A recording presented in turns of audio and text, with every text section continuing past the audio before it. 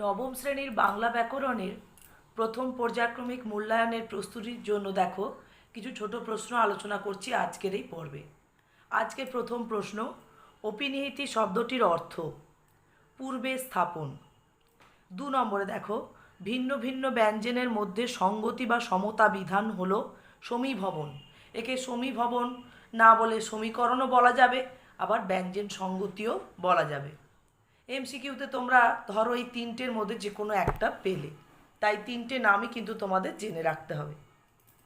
3 নম্বর দেখো, ব্যঞ্জন ধ্বনি স্থানান্তরজনিত ধ্বনির পরিবর্তন হলো ধ্বনি বিপর্যয় বা ধ্বনির বিপর্যাস বা বর্ণ বিপর্যাসও বলে। 4-এর দাগে দেখো, প্রত্যেককে সন্ধিবিচ্ছেদ করলে কি রূপ পাওয়া যায় বা কি হয়? প্রতি যুক্ত এক সমান প্রত্যেক। 5 নম্বরে, ব্যঞ্জন ধ্বনির সঙ্গে স্বরধ্বনির মিলনকে কি সন্ধি বলা হয়? এটা হচ্ছে ব্যঞ্জন সন্ধি। ব্যঞ্জন ধ্বনির সঙ্গে স্বরধ্বনি বা স্বরধ্বনির সঙ্গে ব্যঞ্জন ধ্বনি বা ব্যঞ্জন ধ্বনির সঙ্গে ব্যঞ্জন ধ্বনির মিলনকে বলা হয় ব্যঞ্জন সন্ধি। 6 নম্বর দেখো, ফুল এটি কি উপসর্গ? এটি একটি বিদেশি উপসর্গ।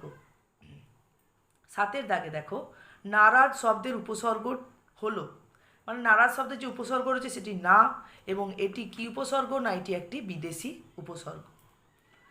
আচ্ছা, না কিন্তু সংস্কৃত বা বাংলাতেও রয়েছে, কিন্তু শব্দ দেখে বুঝতে হবে এটি কি উপসর্গ। 8-এর দাগে দেখো, সংস্কৃত ভাষায় উপসর্গের সংখ্যা হচ্ছে 20টি।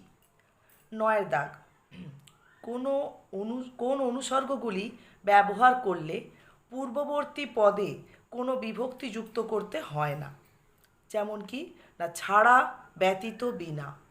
তুমি ছাড়া এ কাজ হবে না, তুমি ব্যতীত আমি যাব না।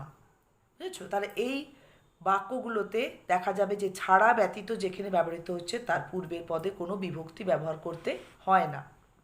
শেষ প্রশ্ন দেখো, ধাতু প্রকৃতির সঙ্গে ধাতু প্রত্যয় যুক্ত হয়ে যে শব্দ গঠিত হয় তাকে বলে কৃদন্ত শব্দ। এর আগের এক পর্বে তোমাদেরকে বলেছিলাম যে শব্দ প্রকৃতির সঙ্গে শব্দ প্রত্যয় যুক্ত হয়ে যে শব্দ পাওয়া যায় তাকে বলা হচ্ছে তদ্ধিতান্ত শব্দ, আর এটা হচ্ছে কৃদন্ত শব্দ। ঠিক আছে, এই প্রশ্ন উত্তরগুলো অনুশীলন করো।